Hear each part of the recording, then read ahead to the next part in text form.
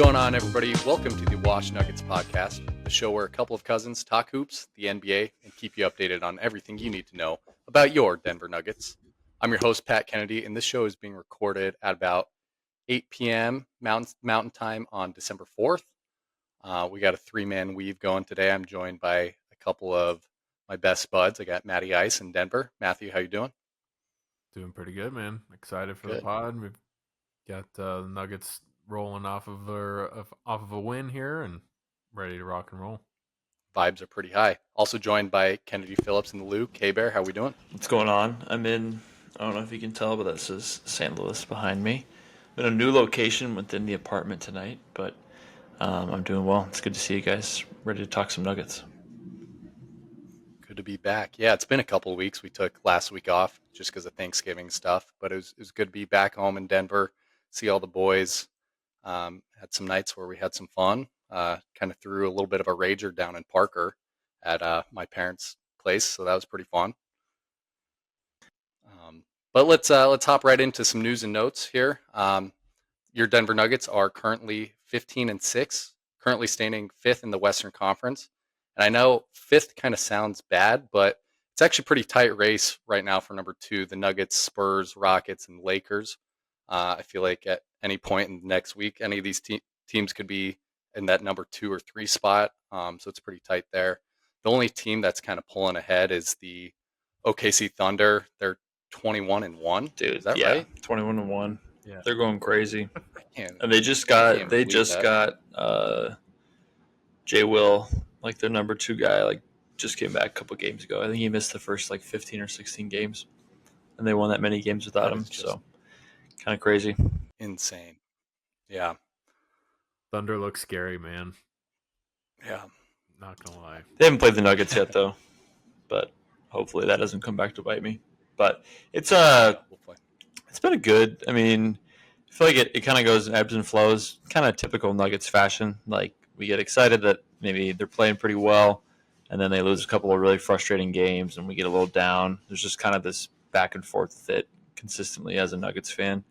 But I myself checked standings, I think maybe before that game, and it felt like we were doing worse than that numbers wise. And then you look at the standings and you see that tight race. So I'm happy we're kind of in that middle of the pack right now because it feels like we haven't played our best basketball, I guess is what I'm trying to get at. Yeah. It's always really easy to be critical of your favorite team, which we tend to do on our podcast, but got some good and some bad to talk about on this episode. Ken, if you want to go into our next note, go for it. Yeah, for sure. Some great news after having a great month of November. I feel like a couple weeks ago we were talking about how hot of a start he was off to the month of November, and now we're all the way through. But Jokić was named the Western Conference Player of the Month, which is always. I remember a couple years ago when he first started kind of getting these, and it was really cool. And now it's just kind of another award that we get here and there. It's either the Player of the Week or Player of the Month. But, I mean, the numbers don't lie with it, averaging 29, 12, and 10. Damn near 29, 12, and 11, because those assists are at like 10.9. So I was kind of surprised. But, again, I feel like we take the things he does for granted a little bit. I figured that with the Thunder doing so well and Shea playing really well, he would be getting it. But I'm glad to see he's getting the recognition that he deserves. I don't know about you guys if you have any thoughts on that one. Matty, what do you think about Jokić getting the Player of the Month? At this point, doesn't surprise me all too much. I mean, like you said, we talk about how great he's doing, and then he had a great month in November, and we knew he was off to a hot start, and then we just kind of watched it roll, and we didn't. I mean, we did a couple pods throughout November, and I mean, I don't think we really harped on it that much, but he's been playing outstanding basketball ever since ever since that episode where all we did was sat here and yoke off a little bit. I haven't been on since the yoke off, so that was the last time, and now we're here again. So then we're here again. Yeah, I think he's playing like he always has, and this is just another year that's gonna look like an increase from the year before, which is wild and crazy to say. But I will say a lot of the things that I have been seeing on social media a lot of people are coming around to. A lot of people are saying, yeah, I think Jokić deserves a lot more praise than we've given him. Like, this guy's insane. His passing is crazy. There were a couple of stints of games where you were just like, how do you make those passes? How do you do that? That's all I got for that. Yeah. He's playing like, I'm not surprised. Yeah. Yeah, I was going to say no surprises here either. I mean, it's just kind of routine accolade for him at this point, but it's one of those things that we do have to appreciate before, I mean, I know we never like to talk about it, but Jokić can't play forever, so month by month, Hey, keep racking up those I monthly refuse to believe accolades. that. I do too. I mean, he gets better every year, so I think next on the one more thing with that. It's just, go for it. I feel like, as Matt was bringing up the point where like people are starting to realize it. I feel like it's been more and more and more, and it's really fun to be on our side and be like, yeah, we've been seeing this for years, but you guys can feast your eyes now and enjoy it while you can. So, but you can head on to the next one about our boy. Our boy. Another good news or some praise for Nuggets legend. On Tuesday, Nuggets legend Danilo Gallinari officially retired from professional basketball at the age of 37. Gallo was the sixth overall pick in the 2008 draft. He played for 8 NBA teams over 16 seasons. Most notably played for the Knicks. Most of his seasons, I'd say, were with the Nuggets and then the Clippers. He finished with 11,607 career points, the most for a player from Italy. So it's pretty cool. My sister always calls him the Italian Stallion, and I always liked that nickname for him. His last professional action, however, was winning a championship in the Puerto Rican League with the Vaqueros de Bayamon. Hopefully, I'm pronouncing that right. Where he also earned the Finals MVP. So what a way for him to finish on top. Yeah, and Matt also had him at first pick in the all-time favorite Nuggets draft. So I bet Matt's Matt's probably feeling some type of way about this then. Yeah. Yeah. Well, we don't have to get into it too much.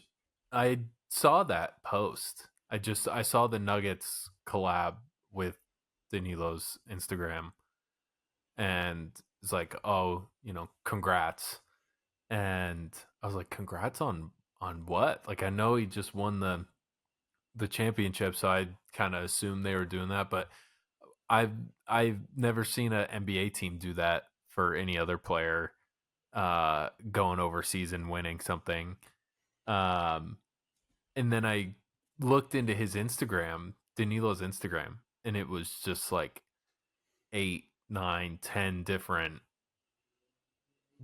posts from different teams all saying congratulations. And then I saw the post that he was like, I'm retiring from basketball, and I was like, man, like, feels it it kind of it gives you a little tug on the heartstrings, but great guy, great player, and excited for him to enjoy retirement.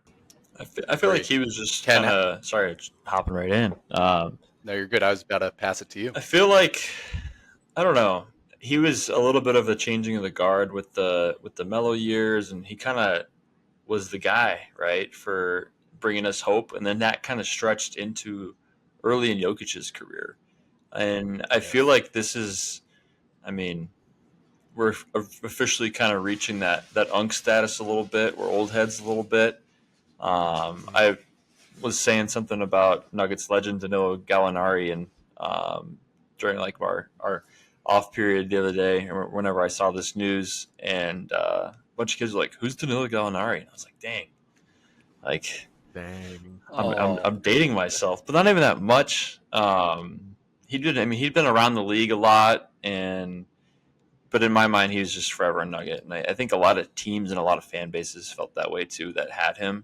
One of my old friends was a big Celtics fan. He loved Danilo when he was on the Celtics, and he just seemed like a guy that organizations loved and fans loved. And I'm glad that he kind of had that shining moment, although in Puerto Rico, but like that still means a lot, right? Like to be the MVP of that and kind of have that shining moment. But yeah, there's a little bit of that kind of passing of the guard to Jokić in this era, and it just kind of made me feel and think about what it's going to be like when some of these guys get to that point in their career. So, Yeah, sure. no doubt.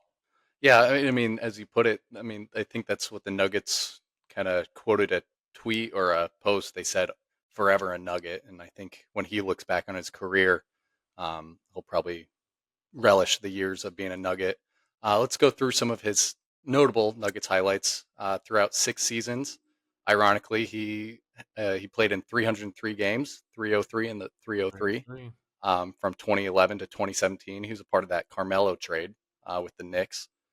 During his time with the Nuggets posed a 162 and 141 record, so a winning record with Gallo in a Nuggets uni. 2 playoff appearances, and then Gallo's best season was actually Jokic's rookie season in 2015-16, where he averaged 19.5 points per game, 5.3 rebounds per game, and 2.5 assists per game. So I feel like he was probably somebody that Jokić looked up to as an international player to lead the Nuggets. So I'm sure Jokić has great appreciation for the Italian stallion. His career high was 47 points against the Dallas Mavericks on April 10th, 2015. So yeah, I'm just very happy for Gallo. I would love to hear Jokić kind of reflect on what that mentorship meant to him, because I feel like again we're seeing Jokić being that kind of older guy to some of these younger players, not necessarily international players because we don't really have any younger guys that are international. We just got Jokić and Big Val, but he's kind of that mentor, that veteran role now, and I think he learned a lot from the guys like Danilo and like Randy Foye and some of those guys in those teams. I think the most shocking thing, Jameer Nelson, another one, but when I'm going through those stats, it almost felt like, I mean, to have a winning record during that kind of stretch, those are some tough years, man. And that was post Mello and Thuggets, and really like our younger portion. I feel like this is a little bit older for us, but it did not feel like that was winning basketball throughout those years. But I was kind of surprised when I saw that, to be honest. Thought that was interesting. Yeah. I remember watching the Nuggets during that time, and obviously being a big fan of Gallo, just because at that time I'm playing basketball coming up, and I was a taller kid for my age, and kind of wanting to, follow somebody who was in like my hometown. So naturally I kind of drifted over Gallo's way, and I just remember watching those games and I was like, man, like the Nuggets, like they look like they have something. There were flashes here and there of really great basketball, and they were never consistent enough to put it together. Um, and that speaks a lot to what's going on right now. Yeah, Ken's gotta leave us for a second. But yeah, kind of like we got flashes of really good basketball during that era. So definitely cool to kind of have a good send off for him, and I think he's a huge fan favorite. There were a couple of plays that I saw again that I kind of rewatched and revisited. There was one play where he kind of water polos a ball across the court to, I can't remember who it was. Fareed I or think it's any of those Fareed guys. yeah, one I lost of the Yeah. one of the forwards, and just like Gallo just hucks this thing, like Yeah. grabs the Jokic-esque. ball, like yeah, Jokic-esque, like grabs the ball kind of in like the crook of his like elbow ish, and just flings it across the court. And I watched that again the other day, and I was like, that looks like Jokic. Yeah. That was a very Jokic-esque play. And I think I sat there, I was like, maybe we can flip it around a little bit, and maybe it's more of like a Jokic is doing kind of like Gallo-esque plays, but at a higher level. I don't Yeah. think Gallo had some crazy, like, I'll never forget the over the head, like falling away hmm layup that just rattled around the rim and then went in. Um it's those type of plays where I'm like, Man, I wonder if Jokić learned a little something, just a I'm little sure. something from that, Yeah, being as young as Jokić was in his rookie year. So, yeah, something really cool to kind of see there and reflect on from Gallo's time with Denver. But yeah, he'll always be a Nugget to me. absolutely. Yeah. Yeah, Safe to say that Gallinari walked so Jokic could run. I agree. Yeah. I agree. Um, let's just jump right into our first segment, the fall damage report with Matty Ice. Yep. There you go. There we go. Shout out Fortnite. Shout out Fortnite. Yeah, so we do have some injuries for the Nuggets. Spencer Jones, interestingly enough, yesterday went down with a knee contusion. He's going to be a game time decision for tomorrow's game. Not really sure what to look for there as Bear rejoins us. Yeah, my bad. No, You're you're good. Another podcast cramp. No, yeah, we'll play it off as that. I just spilled something and knocked it over and spilled water all over Oh no. the table and stuff. So I had to clean that up. My bad. God. Glad you got that cleaned up. So Julian Strother's been dealing with something. This was updated on Tuesday the 2nd, so a couple days ago. But Julian Strother's been dealing with a back issue. They say it's a lower back. I've been seeing him get a lot of flack for it on Instagram and Twitter. But for those of you listening, a back anything back related, especially lower back related, is not something to mess around with. So glad he's getting treatment on that, and we'll have him reassessed on the 11th. That'll be next Thursday, a week from today. And then last updated on the 23rd of November, Aaron Gordon still out with that hamstring injury. He is expected to be out until at least January 2nd or reevaluated on January 2nd. Yeah, this is that The hurts. reevaluated part is always scary too, because like you don't know where that's gonna It be. could be longer because it could be longer. We've seen AG go through this almost the whole time he's been with Denver. It kind of seems like that hamstring that just doesn't go away. And you know, Ken knows this, and Pat, you know this as well, kind of hanging out with us. But hamstring injuries also no joke. As soon as you pull or you do any sort of tearing that isn't normal, that isn't like normal, you know, weightlifting tearing of muscle, quote unquote, your muscle doesn't fully recover from that. There's always a higher risk of your muscle having another tear. So I should say it does recover, but there's always a higher risk. Just like when you roll your ankle range of motion and mobility is always going to be compromised, right? I So, got like rubber ankles though. I swear, I've rolled them so many times. You can just pop right back and up. you have a higher risk of You have a do. higher risk of rolling. It doesn't mean that you're Yeah. gonna that they're gonna get injured. It's just you have a higher risk of rolling them Right. again, or in this case, for hamstrings with muscles, you have a higher risk of re-aggravating that situation. I feel like So, with that hamstring too, it's just like chronic. Like it's just hanging out, and you don't know when it's gonna. Like Yeah. Pat joked about the cramp, but like a couple months ago when we were potting, like I just like moved the wrong way and it started cramping up. And obviously, I'm not running around and dunking basketballs at a high level like AG, so he's definitely It's at funny that because risk. we were but yeah, we. It's funny because we were talking about AG's athleticism when he cramped. we were. So kind we of a- were. Maybe I need to like. so- Maybe I need to be the one that pulls the hamstring, and then it'll like heal him. He can have my hamstring. he can have your hamstring. let's go into Christian Braun now that we were talking about ankles And a then little bit. CB with that ankle, he's been dealing with what they called a sprained ankle, or strain. I don't really. It fluctuates depending on what you look at, but he's It's gonna be worse than it sounds, though.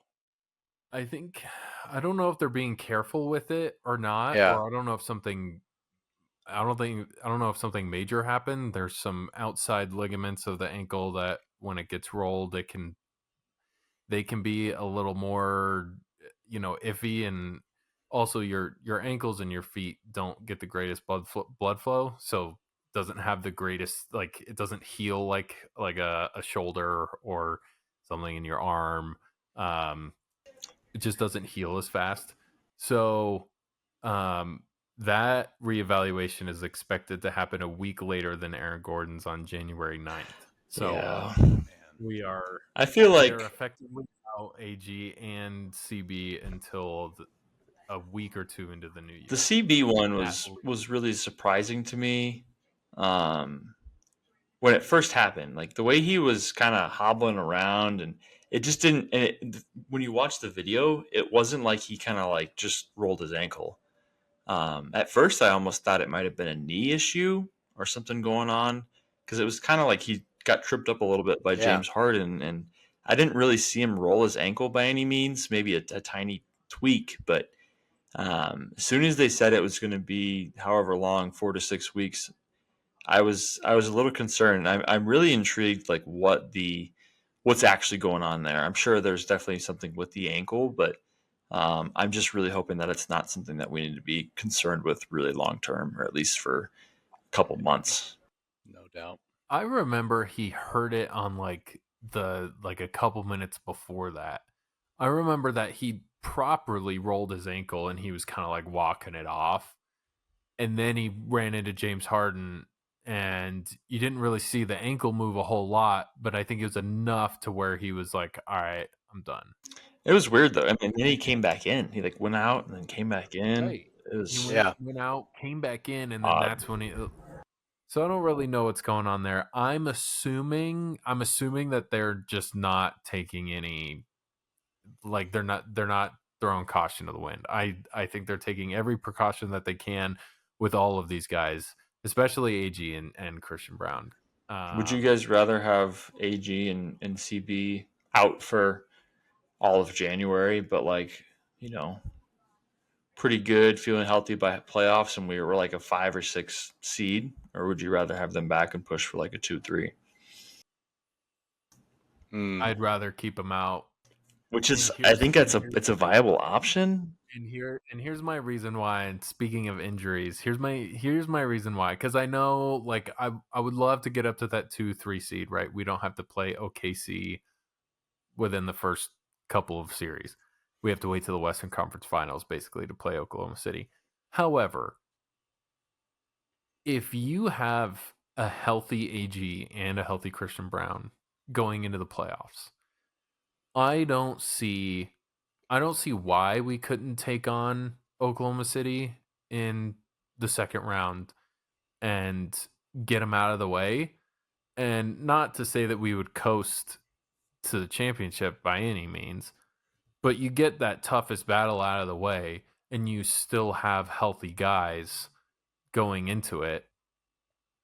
I think the Nuggets can hold their own for the next 2 months with the more that Spencer Jones gets to play and the more minutes he gets to play, he's gonna be rocking and rolling. Yeah, I think I'm he's hoping a it's just great kind fit of so far. kind of best for both. Like gets them healthy, but allows Peyton Watson, allows Spencer Jones to get some time, get some run. But then Spencer Jones got hurt, so we will see about that. I just But Yeah. who was the Yeah, guy that that's an did interesting get one. hurt, but we were a little concerned about, but had a great night last night, was none other than Jamal Murray, and Jamal Murray. that Murray. was pretty good to see, like really refreshing. Um, Again, this season is just in waves. Jamal looks great. He's going to be an all-star. Has a couple of games where you're like, man, we should have won that game. It's kind of almost on Jamal and Jokić sometimes that we didn't win those games.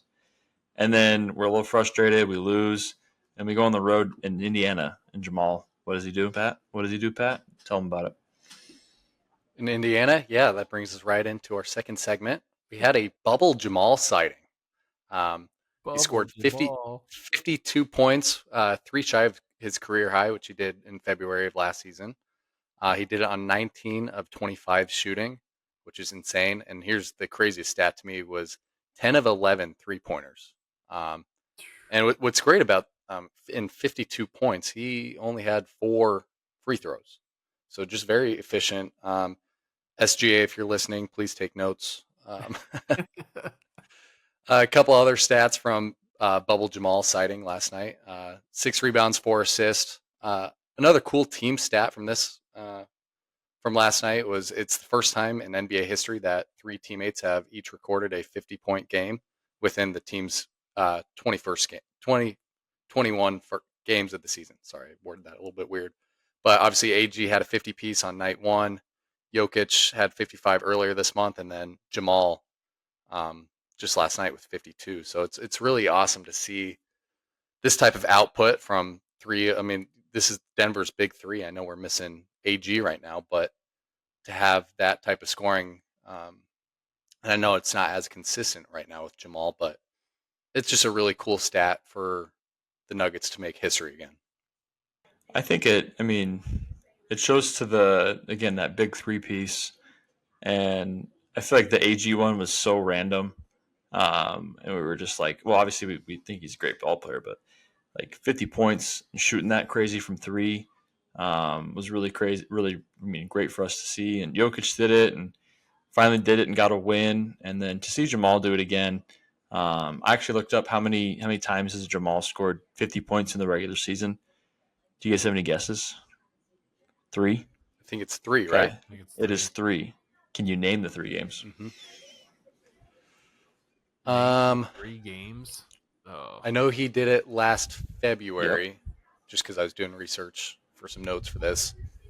I want to say the first time. I guess the bubble was playoffs. The first one was a couple years ago, and it was like maybe the most efficient 50-point game. He only missed like 1 shot. It was in 2022, I believe, against the Cleveland Cavaliers.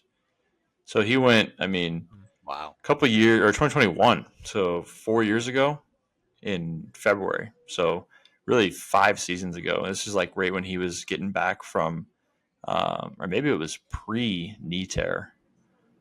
I'm not sure about that.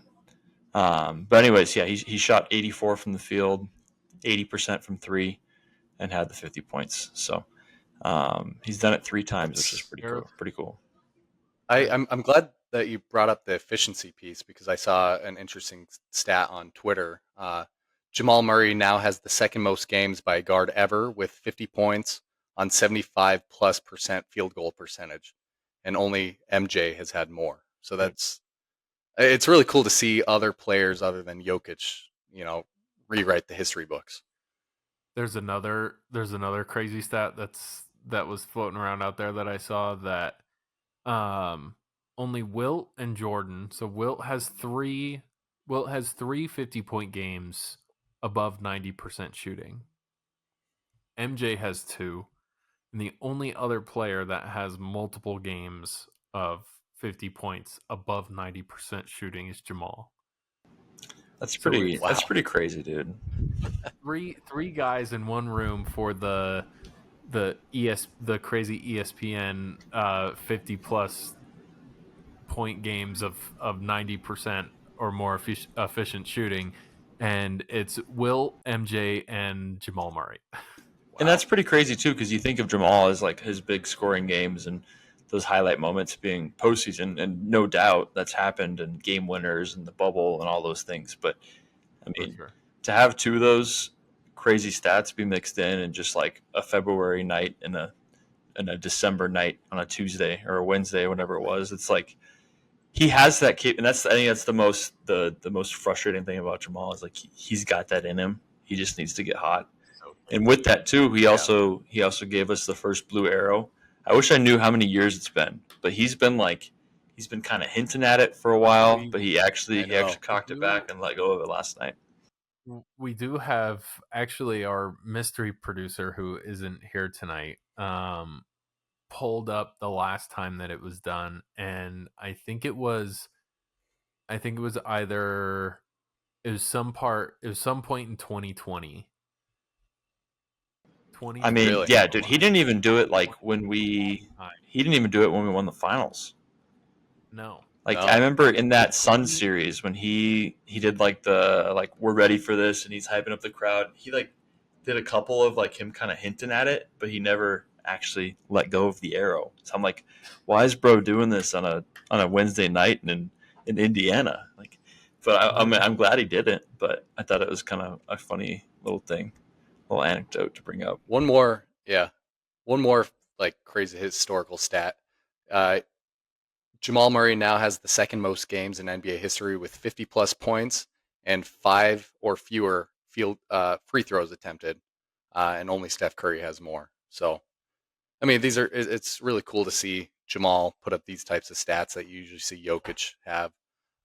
Let's look at his current season averages right now. Jamal's averaging 24.7 points, 4.6 rebounds, 6.6 assists, and 3.3 3-pointers made, which is his career highs in each. Um, to give you a little bit of context, he averaged 21.4 points per game last year, and he's averaging 24.7 this year. And he's doing it on 50.3% field goal percentage and 45% 3-point percentage. So my question to you guys is, with this career year that Jamal's having, will he finally be an all-star this year? I know we've been talking about it preseason. That was kind of some of our predictions. Do you guys actually see this happening, or do you think it's part of this Jamal experience where we're really high on him right now, and then next week we could be really low on him? So what do you guys think, and do you think he has a chance at the All-Star game this year? I feel like the lows haven't been as low this year. I feel like we've been like, oh man, Jamal, darn. Like we could have had a little bit more from you. And before that it was like, man, Jamal might have cost us that game. And I feel like the Nuggets are in a different spot now, and I think we feel better about the depth, et cetera, et cetera. To answer your question, yes. I think he should be an all-star. I wouldn't say that about past Jamal years, save maybe one or two. I wouldn't give that to him. But I got some sirens outside here. Hang on. Ooh, going Colfax I'm mode going on St. us. Louis mode. I feel like I don't know. I think in previous years it's almost felt like he deserved it due to kind of being the second option and being on a top seeded Western Conference team that's a powerhouse. And he'd flash here and there, but like I feel like we kind of we drank the Kool Aid a little bit and we talked ourselves into some of those All Star conversations. But this year it feels like the numbers back it a little bit more. And I think what I really love most about those averages is the assists. I feel like he's really taken a leap in all offensive aspects of the game. And there's still some frustrating turnovers and maybe a quarter or two where he just can't get stuff to fall. But I feel like the highs are higher and the lows aren't as low as Matt was saying. And you can see that across the board and across all of his statistics. And then kind of capstoning it last night with the 50 ball. I think that if the Nuggets are a top 3-4 seed and they continue to play pretty good basketball, I think it's going to be hard to not have Jamal in the All-Star game. I I agree. just think you look at I totally agree with that. I just think you look at what he's done so far this season, and comparatively to other years past, other years I would have been like, yeah, I can see why you make a case against him being an all-star. Right. Like Certainly. I could be like, yeah, you're making a case against Jamal Murray being an all-star. I get it. I get that. This year, no. Sorry. I don't know. I agree. If you watch Nuggets games, if you watch what he's doing, if you watch the things that he's going through, and if you watch the progress that he's made, 100% deserves to be an all-star I this agree. year for sure. Yeah. Yeah. What's cool about the setup for the All-Star game this year is it'll be Team USA versus the international, like I don't know how they'll call Yeah. it, but Oh, cool. um, it'll be cool because obviously Jokić will be on the international team, so maybe they'll be able to run the two-man game for the international team. I probably will be rooting for the international Do you guys, think personally. this is to kind of piggyback on that? Do you think that makes it easier for him to be an all-star or harder for him to be an all-star? Because at first I was like, oh, like I mean, he should be an all-star. He's international, but there's a lot of really good international players. I think it actually might be I was going harder. to say Yeah, with the trend of the NBA in recent years, I mean, I think it's all the harder. guys that get the top votes in MVP races is always, Jokic, Giannis, Luca. There's so many international guys, so many European Shea. guys that now have a chance. Now there's a lot of players that have a chance to make the All-Star game, so it makes it easier for those guys. So I would say it almost makes it harder for Jamal to make an All-Star game this year with how Yeah. many European players are in the league This now. is just foreshadowing to our all-star episode in a couple months. Yeah, absolutely. But any other thoughts His or last 10 final? games, kind of final thing with it. So I know we've played 21 games. He's averaging over 27 points in the last 10 games. So if we keep seeing an uptick in that heading into February, like I don't know. I see Matt maybe smirking a little bit about his MVP talks. I don't know if he'll be MVP and get to that spicy of a take, but maybe All-Star Game MVP. You never clarified on that, so maybe that's in the cards. That might be in the cards. That was a hot take segment. Like that was a scorching hot take. That was a scorching, but I mean, it was a hot take. You guys asked for it. All right, let's roll right into our third and main segment. We're going to address the concerns so far about the Nuggets. It might be time to get a little pessimistic here. Two main concerns so far have been defense, and then as of recent, this 4-game home losing streak.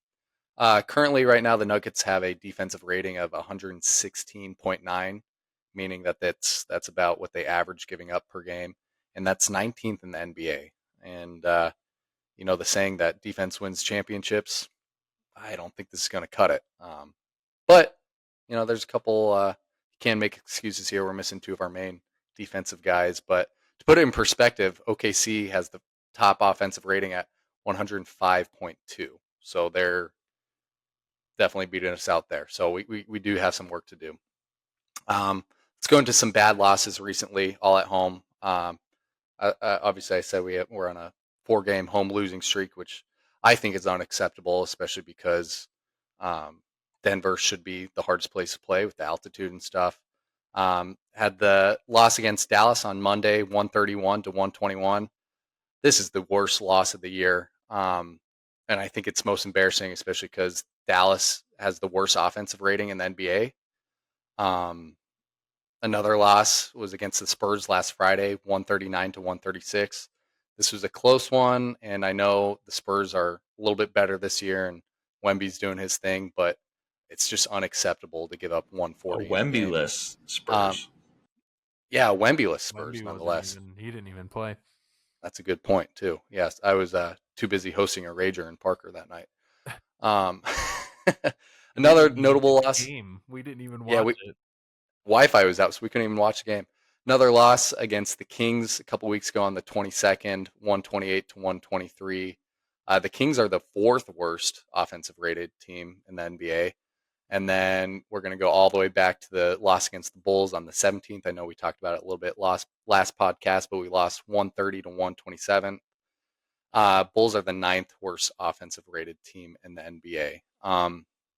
So 3 out of the 4 of these losses occurred to the teams out of the top 10 worst offenses of the league. And nonetheless, we're giving up 130 to these types of teams. So fellas, I know we've talked about it before, but how are we feeling about the defensive concerns, and what do you think needs to change? I feel like they're real concerns. I hate to kind of be, I don't know. I feel like we go through this again, kind of every year. Like, and I don't want to harp on Jokić too much, but I think a lot of it does kind of come from him, and how he views the regular season when it comes to playing defense. He proves that every year in the playoffs. He steps it up and brings that energy. And I was interested moving into the year how things would change defensively, going from Malone, who's kind of a little bit more old school and really values some defensive players, and to Adelman, which we're trying to understand his thought process as well as a coach. And I feel like we started really strong defensively, and I think what we're probably seeing now is teams noticing those changes and making adjustments to those changes. I think we've thrown a lot of zone at teams and try to mix things up here and there, and I think teams just are a little bit more prepared for that. So I think one of two things is going to be defensive game plan. Like we got to change some things up a little bit. I'm no NBA coach, and I'm sure that they're working very hard on that and doing things that I would never think of. But I think that we're going to see some changes, and then obviously the energy level is something that you can see, you can feel, and I think that's something that we need to see a little bit of an uptick in. And lastly, my kind of final point with that is it's going to happen when you don't have your defenders on the floor. I mean, Spencer Jones has been huge. P. Watt's been great. I think P. Watt's kind of getting a little like kind of worn down a little bit. I feel like he's used to coming off the bench, so I think he's building that stamina up, which is good for him. But no CB and no AG is tough for the starting lineup, and then it throws off that whole rotation. So I'm not trying to make excuses for them, but I think there are reasons as to why. But it is as a fan and as a person that follows this team pretty closely and can see how well they can be when they play solid, average defense. You see how great they can be. So it's frustrating. Yeah. Matt, your thoughts? We harped on this in the beginning of the year. I feel like we harp on it every episode. We harp on it every episode. Not to say that we harped on it in a bad way. Yeah. I think we brought it up in the beginning of the season in a good way. Because I think in the first 5 games, maybe 6, Denver was playing great defense. Bruce Brown was flying all over the place. P. Watt was still coming off the bench. Yeah, we've had some injuries. However, Spencer Jones, his contribution has kind of stayed. His energy level has pretty much stayed throughout. He's getting a little bit more minutes than he did, but he's still kind of flying around the court. We watched this team and the same guys fly around the court. Bruce Brown getting 2 or 3 steals in those first 5 or 6 games, and Cam Johnson in people's face everywhere. I'm not seeing, like, obviously we're not seeing that anymore in this stretch. I'm not really sure what's going on. Adelman did bring up some good things. He did say that, we've got to grow up and compete defensively, which, yeah, all fine and dandy. However, you are missing 2 of your guys, but we saw this. We've seen this team play defense before. I'm not sure if they're getting complacent. I'm not sure what's going on, but we've seen it happen, and I think they just need to get back to playing that style of basketball and understand that they have the bench. They have the guys behind them to do that. You're not going to get super gassed every night. We're not rolling off the 6-7 man rotation that we did last year. Yeah. Well, I mean, I'm glad that you brought up that point that we've done it before, shorthanded. Like we know of a way to, and I get it's playoffs, like you're going to rise to the occasion, but you can do it shorthanded. Just because we're missing 2 of our top defenders, guess what? It gives other guys a chance to step up, which I'm happy that Spencer Jones is doing it. P. Watt's doing it here, and there were some big blocks. But Adelman's voicing his concern. I'm glad you brought up the one quote, but he also said in that same presser, he said, "We're not physical enough right now." And he said, "I think the stat that kind of stands out to me is only 11 personal fouls." And he was saying this after the loss against Dallas. He said, "That says you're not putting your hands on people and they're running free." And they did. So my question to you guys is, what more does Adelman need to emphasize? Like, is this whole defensive thing Adelman's fault, like outside of injuries, or Should we point fingers to Jared Dudley, who is the assistant coach and defensive coordinator? Or do we point fingers at leaders on the team? Who needs to step up? Does Jokić need to be Kočić? What needs to happen? I feel like it's got to be a little bit more accountability on the guys a little bit. I think that someone, and I don't really know who it's going to be. It's kind of tricky because to win these games moving forward with shorthanded, you're going to need as much on the offensive end as you can from Jokić and Jamal. So you almost don't want to ask that to come from them as much. Maybe it's and this might be kind of a wild card. Maybe this is kind of Cam Johnson's opportunity to really jump in and hold guys accountable for that defensive side.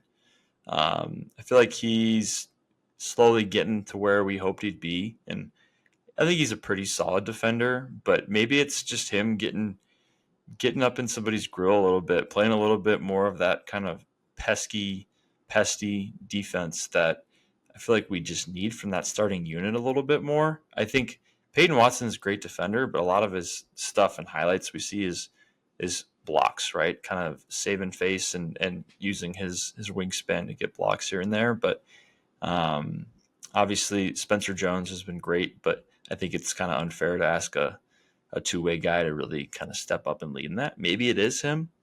But I would love to see Cam Johnson maybe kind of take that on as a third option, but also as a defender. Yeah, I like that take a lot. And Cam Johnson, I mean, the argument could be made that he's been the most consistent defender on the Nuggets so far this year. So Matt, what are your thoughts about that?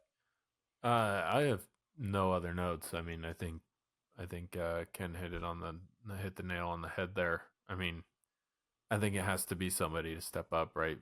We're not, this isn't Little League. This isn't high school. This isn't even college. I mean, even college, we're all washed up college athletes. We know how it goes. Like, your coach can only do so much, and that, it relies on, rely on the players to make plays.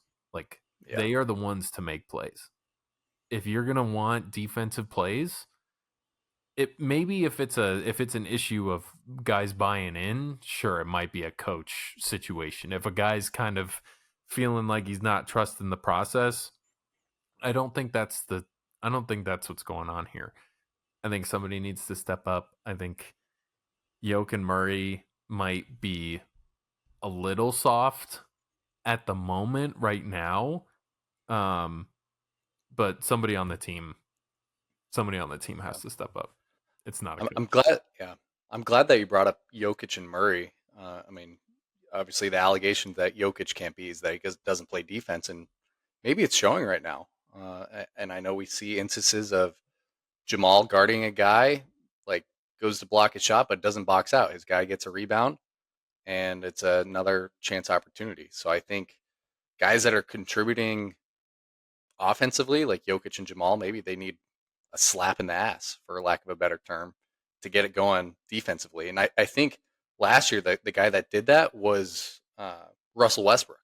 Yeah. So I think maybe if Cam Johnson could get a little bit more vocal, it's a great point on the defensive side. Who knows? Maybe it's. But I mean, a couple. Could it be Bruce? Yeah, could it be Bruce off the bench at least? I know Westbrook came off the bench last year. I just don't know if Bruce has like the actual size for it. I don't know. No, but that's a fantastic point. I mean, not that Westbrook really had the size for doing that all that much, right? Like, maybe we look at Westbrook as being a little bit more physical. And I saw somebody the other day on Twitter in the comments saying, "Oh, getting rid of Russ was the worst decision the Nuggets could have made, and Bruce Brown's horrible." I don't think that's the case at all. Russ is going to be Russ, right? Like, Russ is that. He's a Hall of Famer. He's a Hall of Famer. You can't, you don't really touch that. Yeah. Bruce, in this instance, Bruce has a really good opportunity to show why he really wanted to come back to Denver. If you want to win games, you are a veteran right now. You are a vet in this league. You are a vet to this team. You know a lot of these guys. You are a good defensive player. We've seen it before. Go get up on somebody. I 100% agree with that, Ken. That's a great point, and Pat. Yeah, That's a very well said. fantastic point you guys just made. He has a great opportunity. Russ is gone. Russ is with Sacramento. We can't rely on that. We have to rely on the guys that we have. And Bruce is very capable of making that. So is Cam Johnson. So is any of the older guys on this team. Maybe so is AG and CB, to just say to these guys, hey, we need to step it up. If I were out there, yada, yada, yada. I don't really want to hear that from the third guy, but those guys would be doing that. AG would step up in a big way. CB would step up in a big way defensively. So somebody say something. They just need to listen to the pod. They do.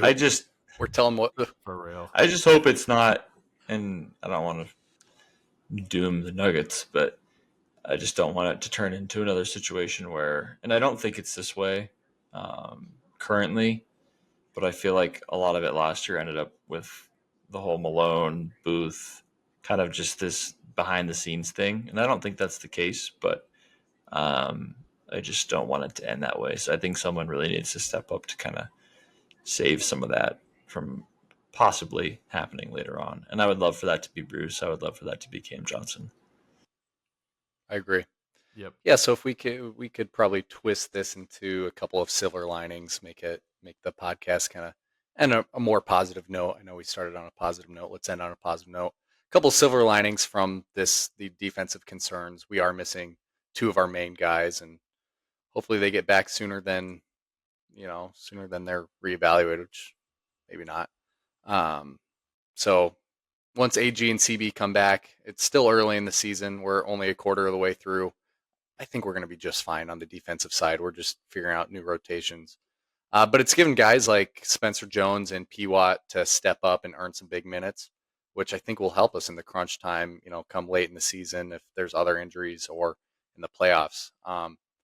The Nuggets currently have the best offensive rating in the NBA at 126, which results in a 9.1 net rating. So if you don't know the math on that, so you just subtract the offensive rating and the defensive rating to get a 9.1 net rating, which is currently the third in the NBA behind OKC and Houston. One other silver lining is that Nuggets, although they're on a 4-game home losing streak, they're also on an 8-game road win streak, 8 games, which is a new franchise record. And we're still on a little bit of a travel session right now, so we got 3 games coming up. So hopefully that can be extended. Maybe we just want to be on the road. Maybe that's what we got to look forward to. Maybe. And back-to-backs too. Apparently, we back-to-backs. Jesus. I think there's a lot of when our backs against the wall. Yeah, that's classic Nuggets though, in some way, shape, or form. I think it's good. Yeah. I mean, there are definitely some silver linings. Like we're finding ways to win some games that we should win. If you look at some of the losses, and I don't want to, give the Nuggets too much credit, but some of those losses aren't maybe as bad as you might think. They're against some hungry teams. I mean, I feel like you could always have a little copium with it, but like Dallas has struggled. They're really looking for something to get going. They won. Same with like the Bulls. Bulls had lost a couple of games in a row. I was going through all the games in my head before this of all the other ones that they've lost, and it always seems like it's against a team that has kind of either they're playing pretty well or they got something to prove. But I don't want to make too many excuses for them. I think that the opportunity for P-Watt and the opportunity for Spencer Jones, it's been really cool seeing Spencer Jones getting love from different media outlets and things. There's a really cool Instagram page. I would totally plug it right now, but I can't think of the name of it. But they did like a whole post on Spencer Jones and how kind of unsung he is for the Nuggets right now. And it was really cool to see him getting some love. And that offensive piece, we talked preseason, like this could be one of the most insane offenses that we've ever seen. And it is without 2 of our main starting guys, which is really cool. So there's a lot of good things kind of hidden in behind some of those bad losses, especially at home, which is always hard to see. Yeah. All right, let's close this show out. Let's look and predict the next week as we always do. Like I said, we're on the road for these next 3 games. Tomorrow, Friday in Atlanta, and then Sunday in Charlotte, your boy might have some boots on the ground. Boots on the ground? I haven't bought tickets yet. Yeah, Boots I on the might go to ground. that one. And then Thursday in Sacramento, I feel like they've played them already So many. this will be Three the fourth games time. already. But Time? yeah, Yeah. the NBA Cup always switches up the schedule and whatnot, so that's why I'm going to be able to see Charlotte this year, Charlotte and Nuggets this year. So let's go around. Let's give our predictions. Let's start with Matt. What's your predictions for this next week?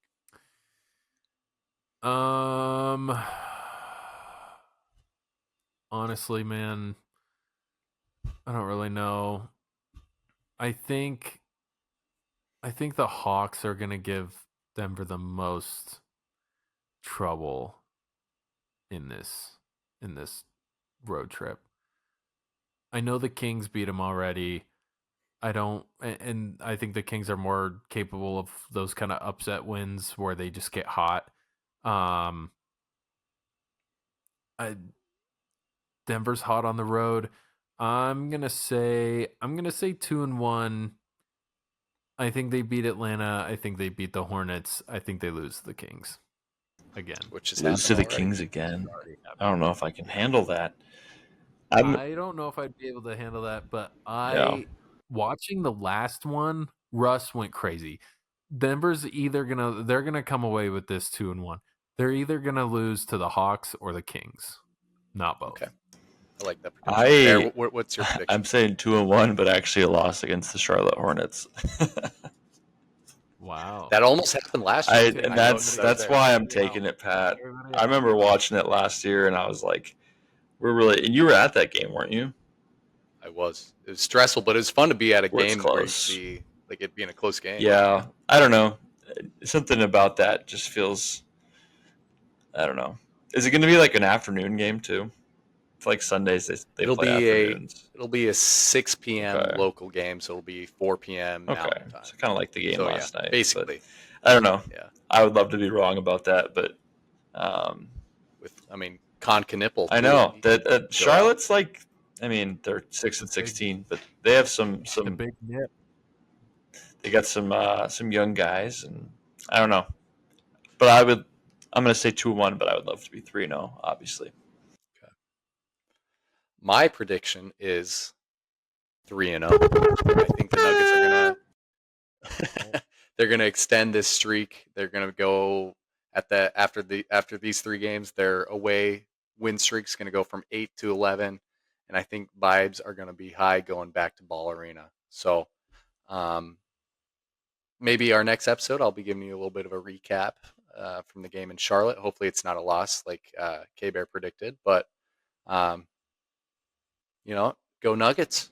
Go Nuggets. And if you're still here, check us out on the socials. Oh, there's Rue. Oh, my gosh. I might start shedding tears for podcasts and Apple listeners, or for Spotify and Apple listeners. Rue is Matt's dog. My dog Rue is here. Yeah. Somebody's cutting onions. I'm getting emotional. I love this dog so much. All right. Anyways, go follow us on the socials. Make sure we're on your Spotify Wrapped next year. Yeah, yes. Spotify Wrapped. YouTube had a wrap. There you go. I'd love to make a video for you guys. Absolutely. With having Rue, thank you. Without further ado. Sorry, Pat. Go for it. But without further ado, Rue, hit that outro button. Go Nuggets. Let's do it.